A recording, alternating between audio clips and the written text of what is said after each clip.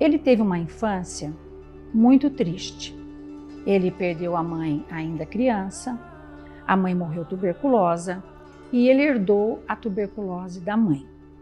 Então, ele viveu assim em vários lugares, sendo criado com tias, e um ano ele ficou na Bahia, na casa dos avós paternos, e acho que isso interferiu de uma maneira muito significativa na pessoa, no temperamento, né? Eu acredito que uma criança que é privada, né, do amor de mãe, da companhia materna, que é tão importante na formação do caráter da pessoa, uma pessoa que é privada disso, né, infelizmente, pelo destino, ela tem assim, o temperamento um pouco tristonho, né, eu diria. E Euclides era assim, ele era fechado, ele era reservado. Ele não era nenhum modelo assim, de beldade, porque nasceu doente, né? Tuberculoso. Era de baixa estatura, 1,65 m, era magro, ele tinha os zigomas, esses ossos aqui, à mostra, o rosto fundo.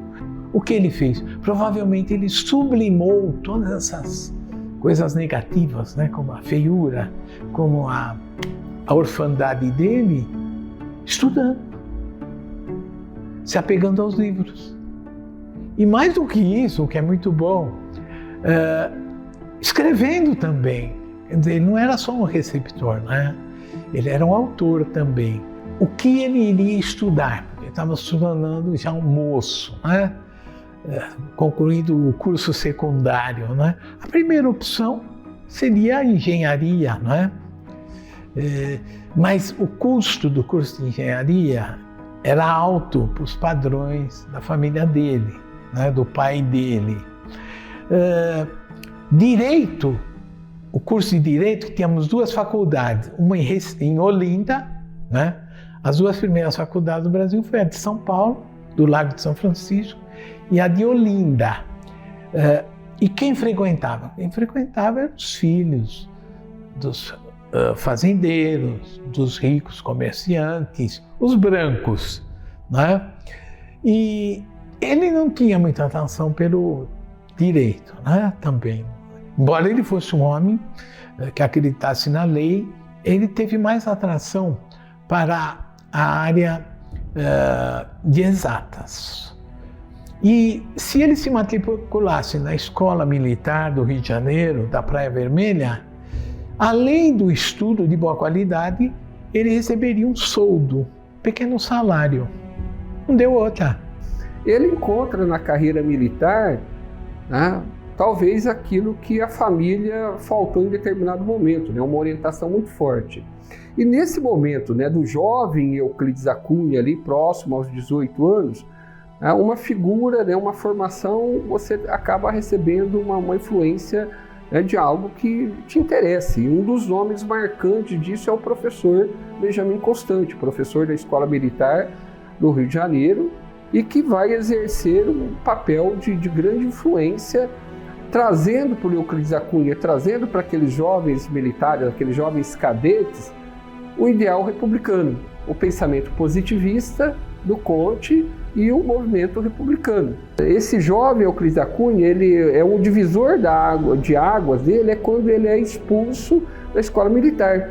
Influenciado por esse pensamento, ele toma uma atitude, talvez combinada com os outros cadetes, de fazer aquele protesto diante da presença de um ministro da monarquia lá na escola militar. É chamado o episódio do sabre, né? Num dia de uma visita do ministro da Guerra, Tomás Coelho, ele e os outros amigos, eles tinham organizado, assim, pensado em fazer uma rebelião quando o ministro passasse, mas na hora H, todos os colegas recuaram.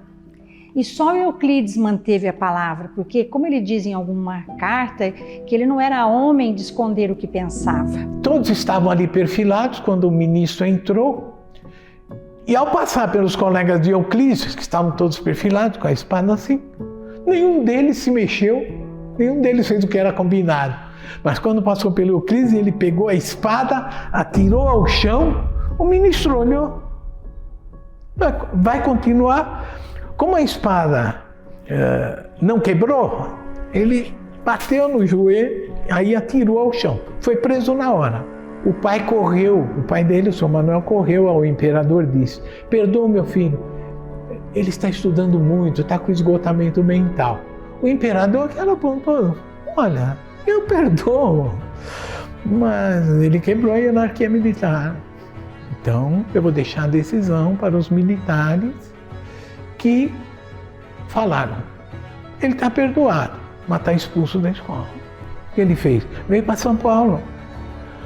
O jornal Estado de São Paulo, que chamava a província de São Paulo, aí, se turmou com jornalistas na época, começou a escrever crônicas, publicava no jornal, ganhava um dinheirinho, certo? Quando ele estava em São Paulo, foi proclamada a República no Rio. Lembraram dele. Chame aquele estudante que foi expulso, que era republicano. Chamaram e falaram para ele: pode voltar a frequentar e concluir o seu curso. O Euclides, né, com toda essa formação, depois ele acaba ali nos primeiros momentos da República, ele vê a República, ele tem assim uma grande expectativa do que vai ser a República no Brasil. Como muitos brasileiros, ele acredita que a República realmente vai trazer grandes mudanças profundas para a vida do Brasil. Mas em pouco tempo, ele olhando, ele não participa diretamente, ele não vai ocupar grandes cargos. É oferecido a ele, né? O presidente, o Floriano Peixoto, quando chegou à presidência da República, chegou a oferecer ao Euclides da Cunha uma posição de destaque dentro do governo. Mas o Euclides, na sua grande modéstia, aquela coisa, né? Não é meu, não é por direito, então não quero. O Euclides começa um processo também de desilusão com a República. Aquilo que ele pensava efetivamente não vai acontecendo. Então, tanto é que ele vai se afastar da carreira militar e vai procurar construir aqui em São Paulo uma carreira ligada à engenharia, né, de formação dele, trabalhar como engenheiro e também como escritor, participando aí dos jornais, aquilo que, né, mais nós lembramos do Euclides da Cunha como jornalista, escritor, do que propriamente como militar.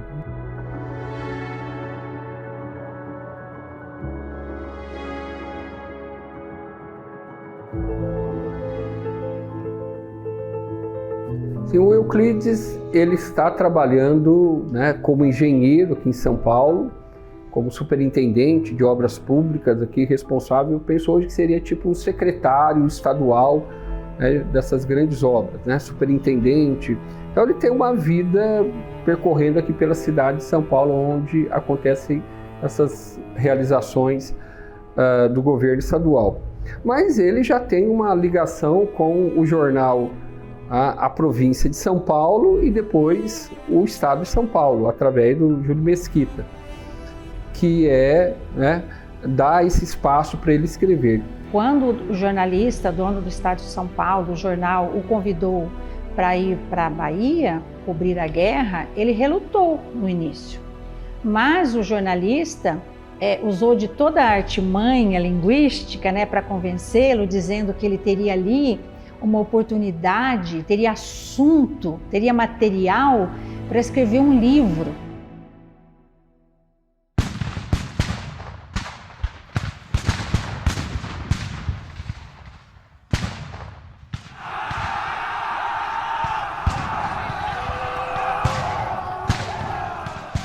Antes de Euclides pisar em Canudos, ir à Bahia, direcionar-se a Canudos, o governo, essa história de Canudos já tinha 3 expedições militares. Por 3 momentos, primeira, uma segunda, uma terceira expedição militar já havia sido enviada contra Canudos, na intenção de pôr fim àquilo lá.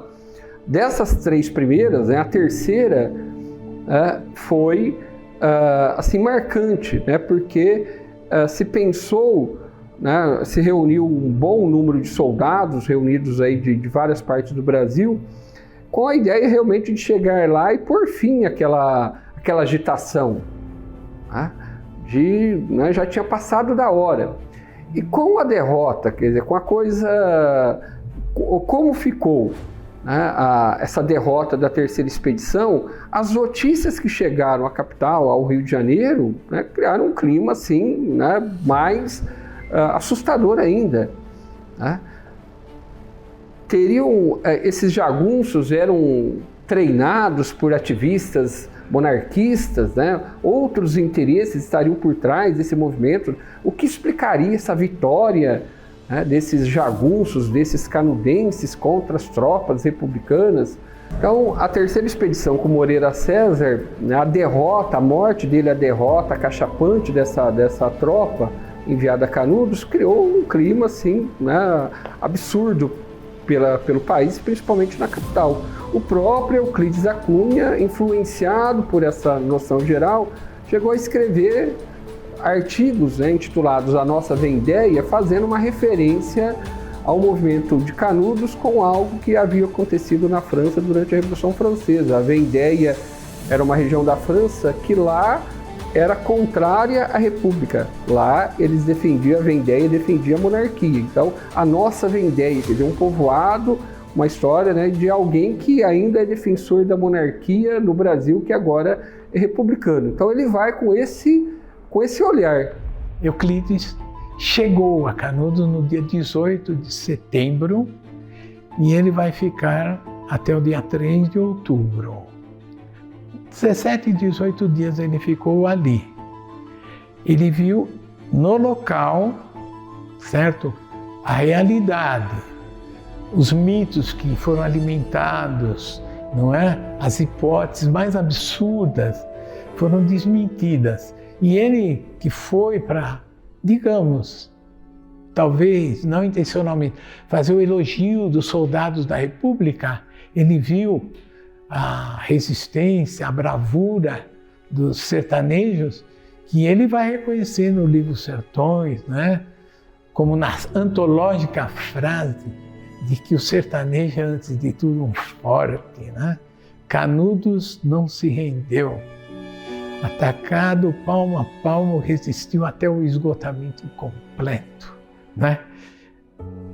A descrição que Euclides fez no livro Sertões foi aquilo que foi chamado, inclusive, por ele, né, de seu livro vingador. Ao denunciar as atrocidades que foram feitas contra os sertanejos, né, Euclides se vingava de um regime, do exército, pelo qual ele lutou, pelo qual ele foi expulso. Ele se vingava da República, que ele sonhou que seria a solução do país, não é? E não há um espírito de rancor, ele tenta trabalhar com a verdade dos fatos, mas foi uma vingança pessoal dele contra todos aqueles ou tudo aquilo que o fizera sonhar e se revelara como uma decepção.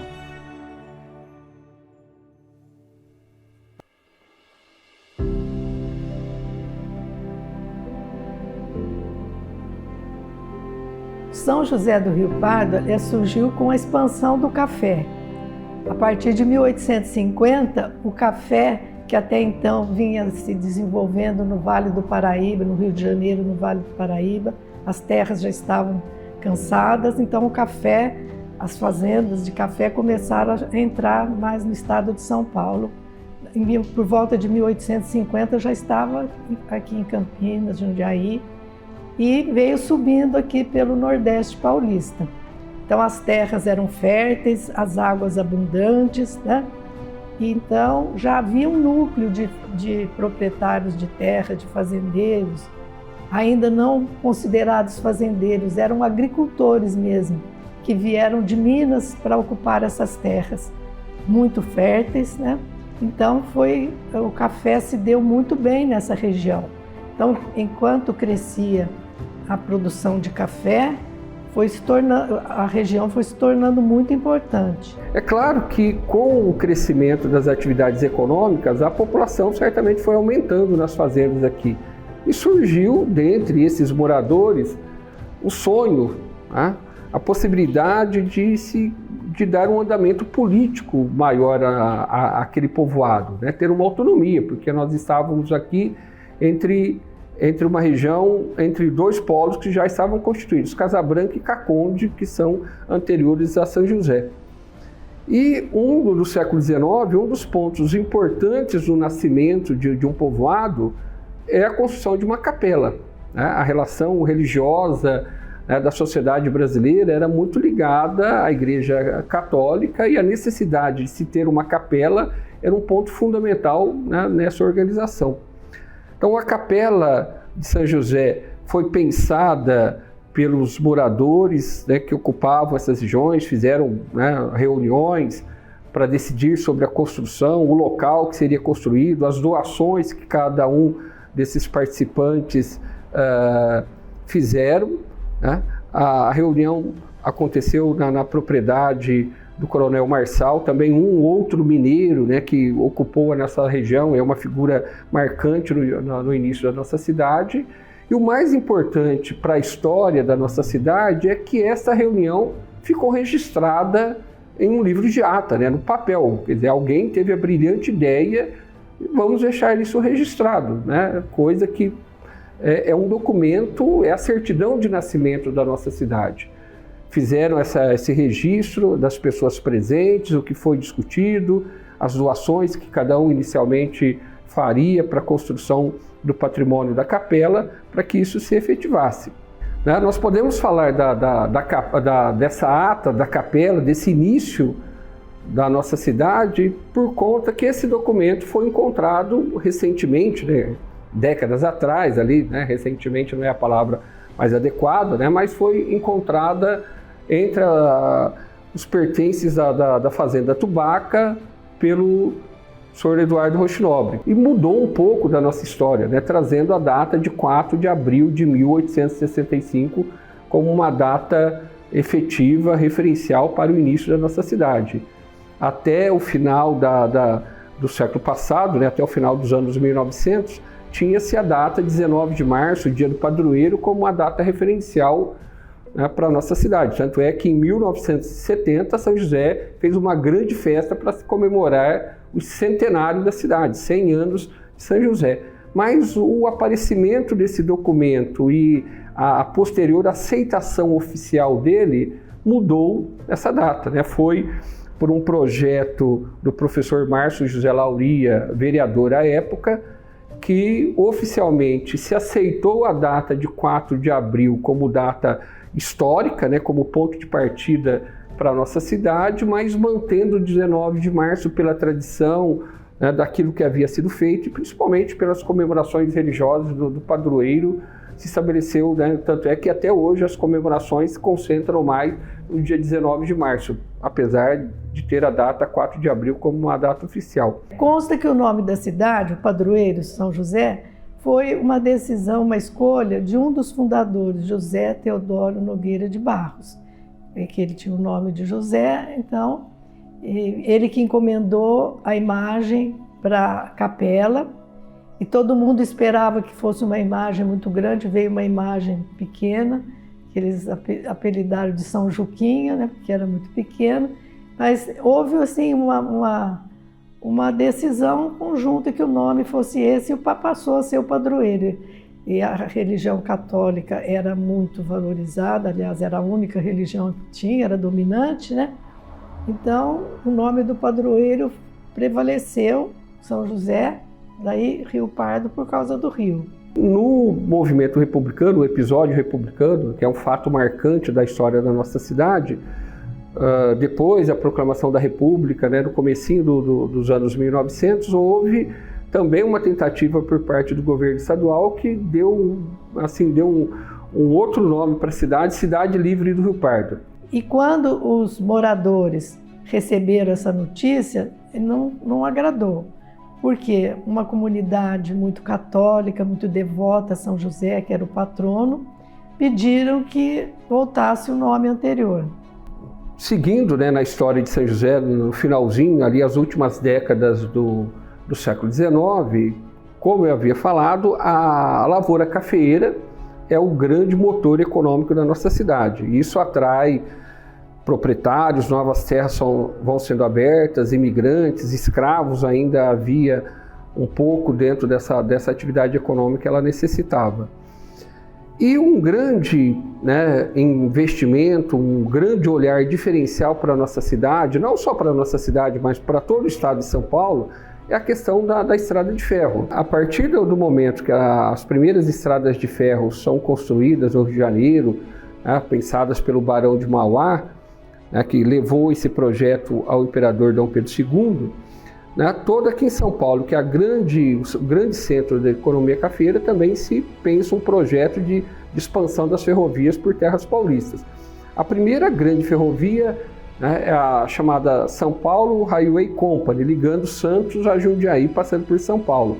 Foi feita pelos ingleses, né, do Porto, subindo a serra até o Planalto Paulista. A partir dali, uma série de empresas ferroviárias vão sendo abertas, a Paulista, a Mogiana, a Sorocabana, em momentos diferentes, mas todas elas em busca de um atrativo econômico. Né? Não tem como produzir uma ferrovia se não tiver um atrativo econômico que justifique isso aí.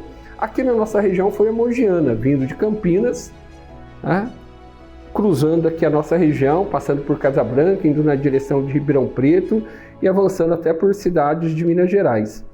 Só que a ferrovia, ela passava por Casa Branca. Então a nossa região aqui, distante cerca de 30 quilômetros de Casa Branca, hoje de carro parece pouco, né? Mas lá em 1900 era uma distância considerável, principalmente se pensando em transporte de café.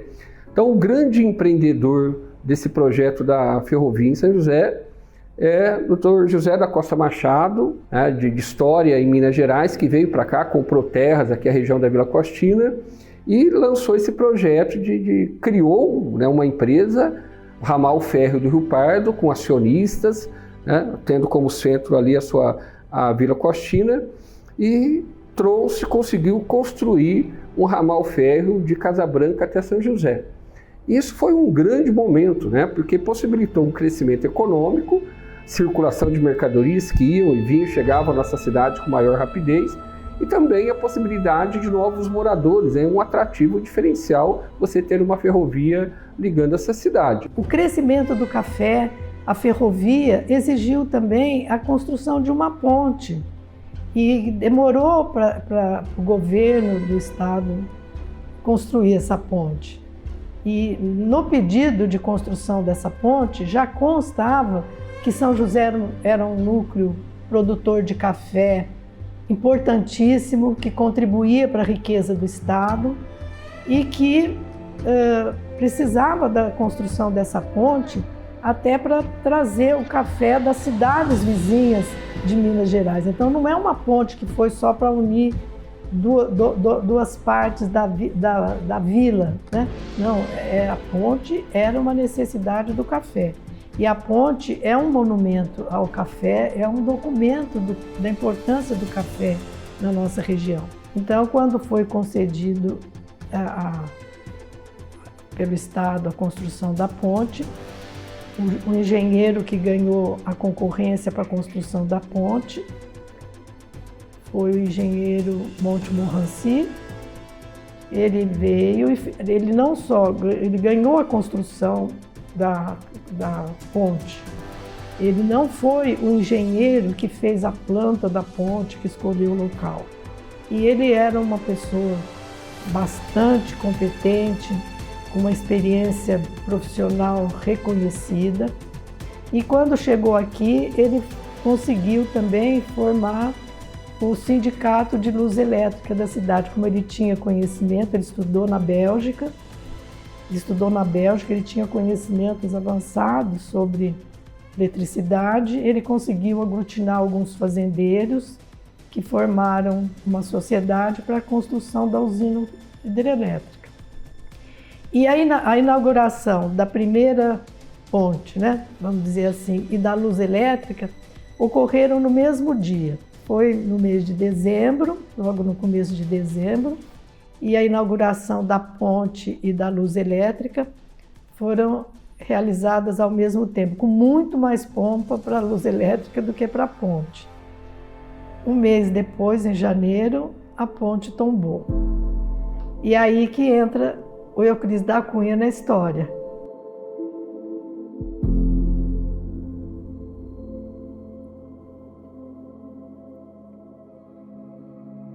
Em janeiro, no dia 24 de janeiro de 1898, numa madrugada, houve uma enchente e a ponte tombou.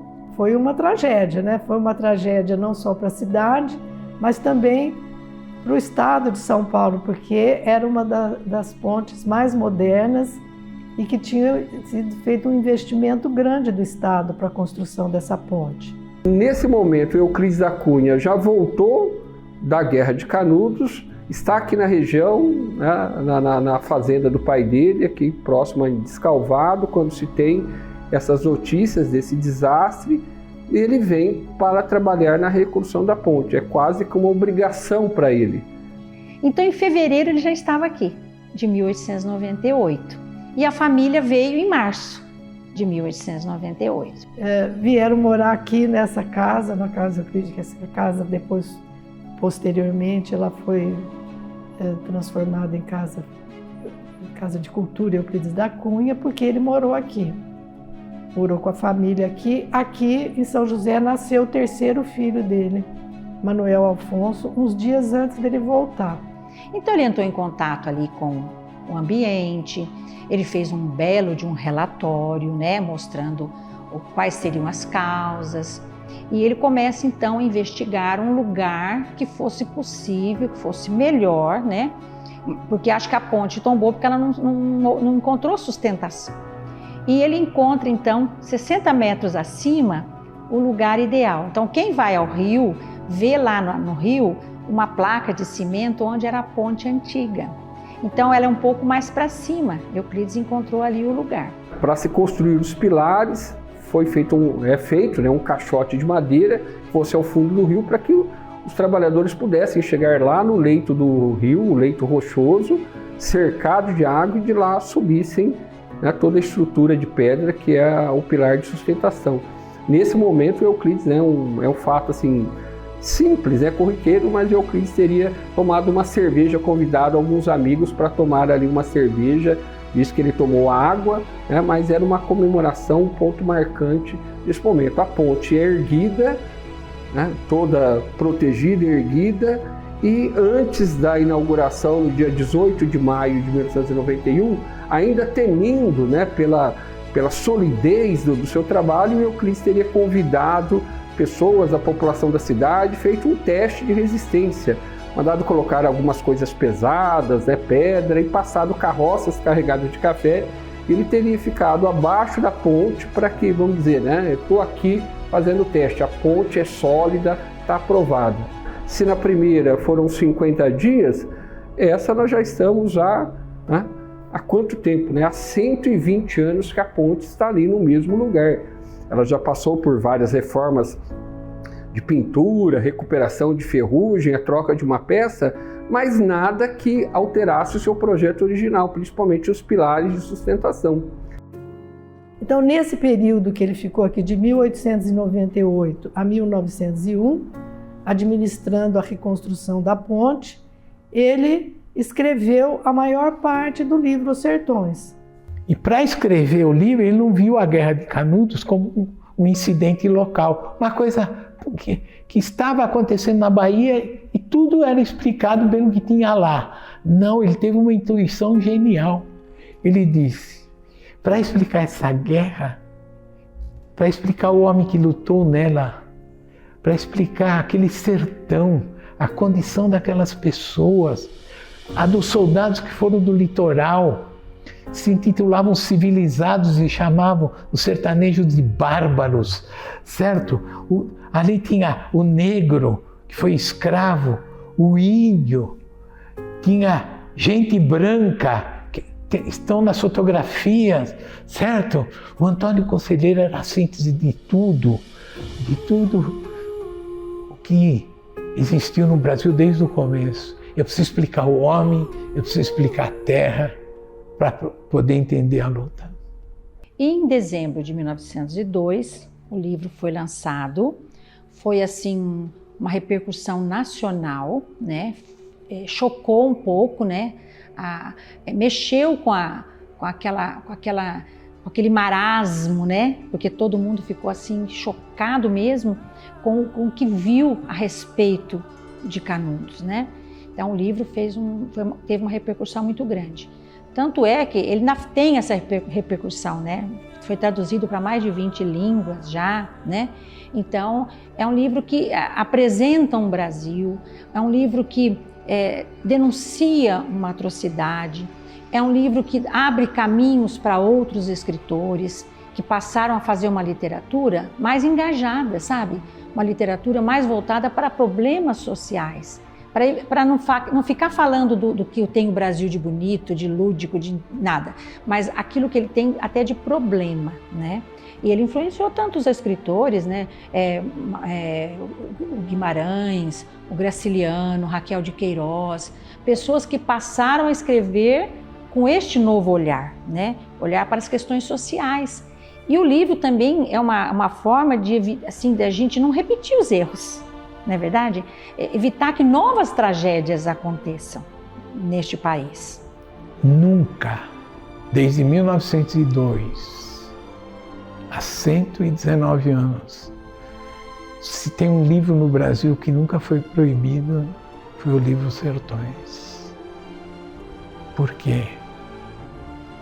Proibir a leitura deste livro, impedir que este livro seja conhecido, na sua denúncia grandiosa, seria de negar a nossa própria identidade de povo.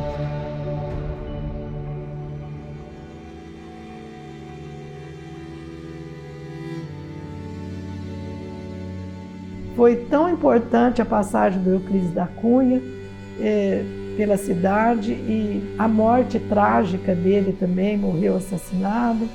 Isso tudo marcou muito o imaginário coletivo da cidade, que se sentiu assim, na obrigação, com a missão de preservar essa história, essa memória.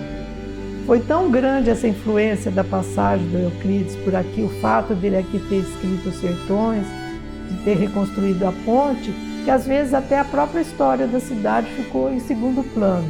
Aqui em São José, no tempo que ele permaneceu aqui em São José, ele deixou sólidas amizades. É um círculo, né, de pessoas que conviveram com ele, continuaram tendo contato com ele depois da partida dele em 1901 até a sua morte em 1909. O próprio intendente Francisco Escobar mantém uma série de contatos através de cartas. Praticamente uma das últimas cartas do Euclides da Cunha é para Francisco Escobar. Carta essa, né, dos trechos mais conhecidos, conta lá da dificuldade da vida dele, as questões familiares. Ele coloca, né, que saudades do meu escritório de zinco e sarrafos da margem esquerda do rio, se permanecer nessa situação, sério, eu não produzirei mais nada, né, de duradouro. A vida do Euclides da Cunha está tumultuada, está tensa, e a morte, né, abre essa lacuna. E os seus amigos aqui em São José, fiéis companheiros que conviveram, que trabalharam, que dividiram espaços, conversas, né, à noite, leituras, né, talvez tenham sido os primeiros a ouvir trechos do que seriam os Sertões, decidiram em 1912 fazer a primeira movimentação em homenagem a Euclides da Cunha. 3 anos após a morte dele, esse grupo de amigos faz uma procissão, né, uma romaria, partindo da prefeitura, ali onde é o museu, na direção da cabana. E por uns minutos, eles relembram o amigo ausente, né? Como se fosse uma cerimônia assim, né? Para lembrar o dia da morte. Então, neste dia, 15 de agosto de 1912, começa o movimento euclidiano.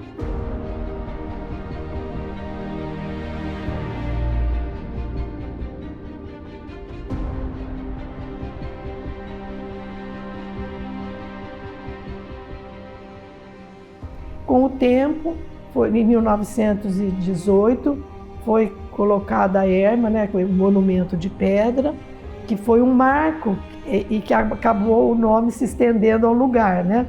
Mas a erma, com aquela efígie do Euclides da Cunha e aquelas palavras que eram dele, misto de celta, de tapuí e grego, marcam que foi aqui, neste lugar, que Euclides escreveu Os Sertões. Foi aqui, neste lugar, que ele construiu uma ponte e escreveu o livro Os Sertões. Então isso ficou marcado, e aí em seguida a necessidade de proteger a cabana de zinco, que estava ainda sujeita às intempéries, a desaparecer com o tempo. A cabana foi, a cúpula, né, a redoma de vidro, foi inaugurada 10 anos depois, em 1928, se não me engano. Então, e o lugar passou a ser quase que um lugar sagrado, né? Um lugar onde o Euclides escreveu Os Sertões. Em 1938, sob a supervisão do Dr. Oswaldo Galotti, teve início a Semana Euclidiana, né? E é o que está sendo repetido até hoje, né? É lógico que assim, algumas coisas foram mudando, até chegar em 2020, que foi até virtual, né? Então as coisas foram mudando, foram ampliando e tudo mais. Em 1939, o professor Ercílio Anjo instituiu a maratona, né? Com a prova, com a premiação, essas coisas. E até hoje isso se repete, né? Isso faz parte da nossa identidade, entendeu? É tudo parte da história de São José, é a nossa identidade. Então, certamente, a princípio, a Semana Euclidiana, talvez ela tenha um foco bem mais específico cultural, do estudo da obra de Euclides da Cunha. Mas, para ganhar essa dimensão maior, uma dimensão social, outras atividades foram sendo feitas. Os bailes tradicionais de outros tempos, né, que reuniam a sociedade para essas comemorações, era uma data marcante dentro do calendário da cidade. O desfile, né, começou a ser organizado, grandioso. O primeiro desfile da Semana Euclidiana, tudo indica que foi em 1940, com a participação de muitos estudantes ou de uma escola de São João da Boa Vista, com fanfarra, alegria. Aquilo então de novo, vamos fazer um desfile na abertura. E aí foi crescendo essa ideia e começaram os desfiles de abertura da Semana Euclidiana. Mas tudo isso cresceu, se expandiu e ficou grandioso com o fim da Segunda Guerra, em 1945, com o fim da Segunda Guerra e do Estado Novo, que começa a época de euforia, de alegria.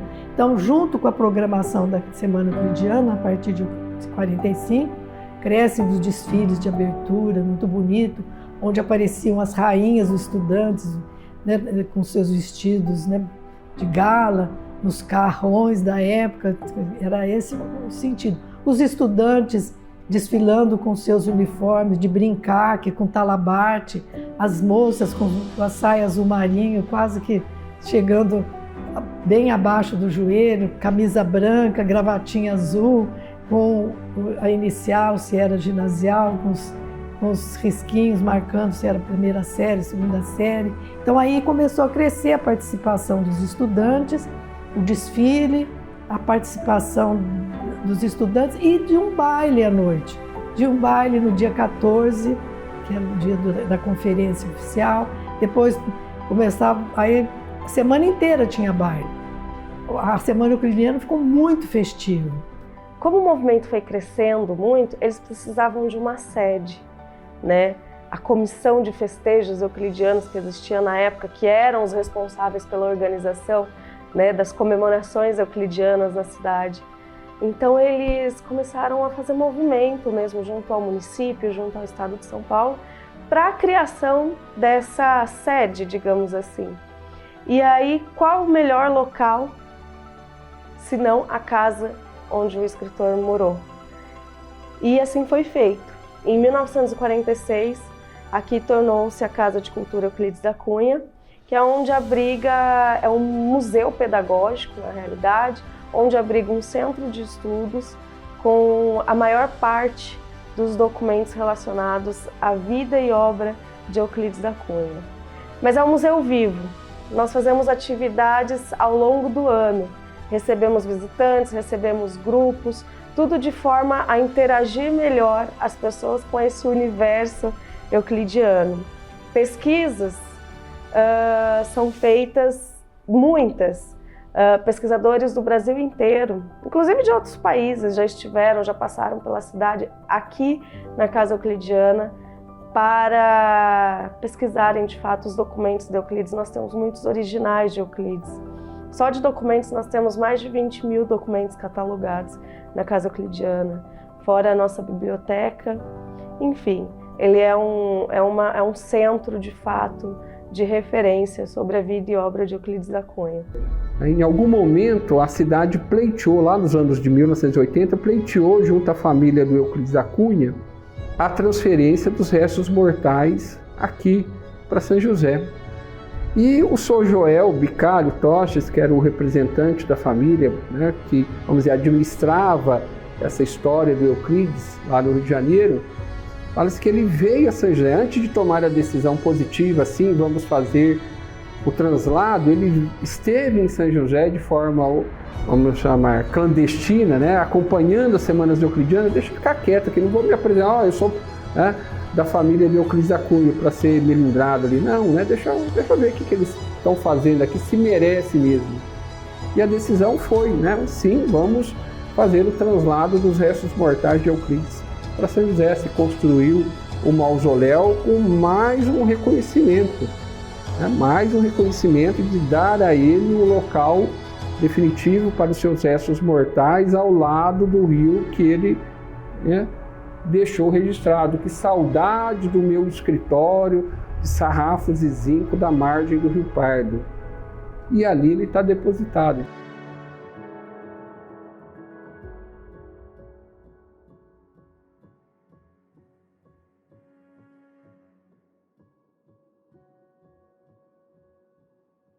Em demônios seu valor, não tem medo da morte, é o inimigo, toca horror. Nós somos o DG, nosso lema é geração. E somos sempre contra cumprir qualquer missão. Brasil, acima, Jesus, abaixo, de Deus.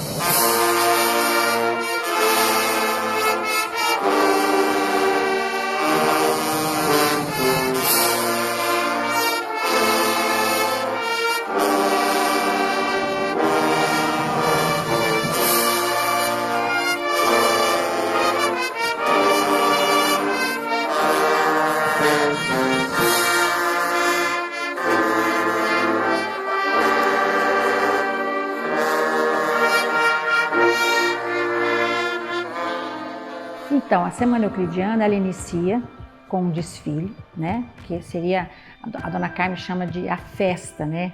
A apoteose, né? O desfile, aí todas as escolas têm essa oportunidade de apresentar o que aprenderam sobre Euclides, né? E aí, durante a semana, há jogos, há palestras, há debates, mesas redondas, né? As aulas tão importantes para culminar com a prova no dia 15. O interessante é que nós reunimos na Semana Euclidiana desde intelectuais renomados, seja do país, seja fora do país, quanto os alunos de 5º ano que se inscrevem na Semana Euclidiana para participarem dos estudos de fato. Os estudos nós dividimos como se fosse em série, né? Então nós recebemos alunos do 5º ano até os universitários e pesquisadores. É como se fosse uma escola, de fato, mas uma escola para falar só sobre Euclides da Cunha. E aí você me pergunta, mas existe assunto para falar uma semana só sobre Euclides da Cunha?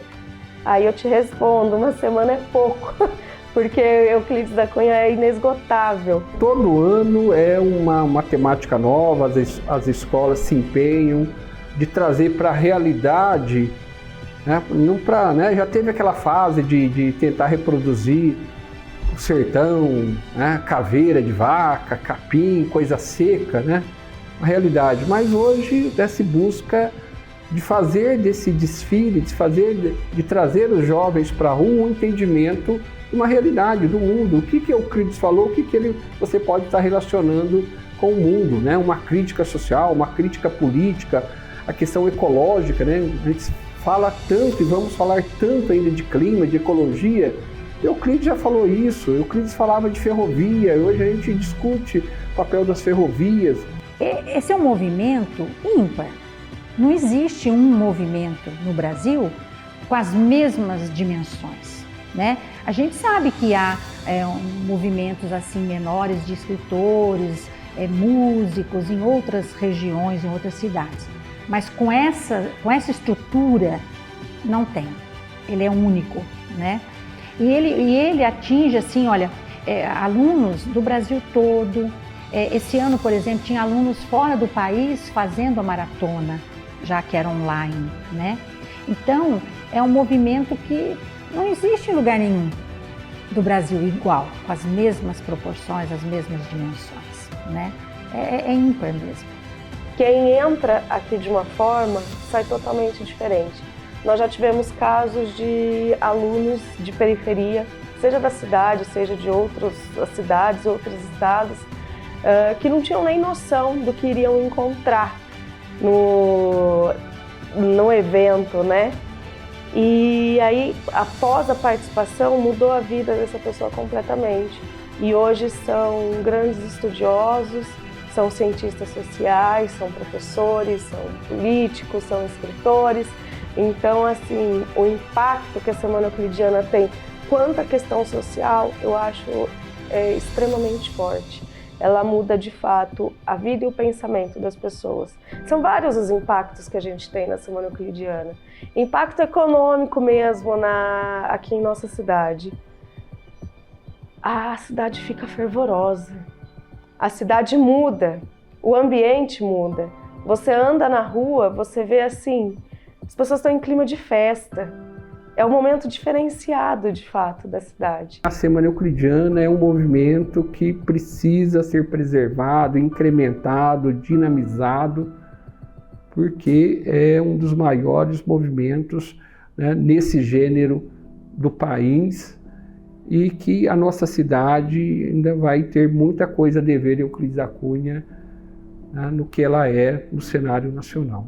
As semanas euclidianas, o movimento euclidiano, a criação da Casa Euclidiana, olha, isso vem lá de 1912. Então o Euclides, ele adquiriu uma dimensão muito grande, ele é considerado o herói da cidade. E dá nome às escolas, à ponte, à usina, dá nome à faculdade. Então, dá nome ao café euclidiano, tinha um barzinho que chamava Seu Euclides, já teve. Então, ele é um ícone na cidade. E isso projetou a cidade. O Euclides da Cunha, ele representa a cidade de São José do Rio Pardo. Impossível parar a Semana Euclidiana. Sabe por quê? Entre outras coisas, São José do Rio Pardo perderia a graça se pusessem tapumes em volta daquela cabana ou cobrassem pedágio para atravessar aquela ponte. Aquilo é um sinal de liberdade. A cabana é um sinal de criatividade. As duas, e essa cidade, é motivo de orgulho não para quem é riopardense, mas para quem é brasileiro.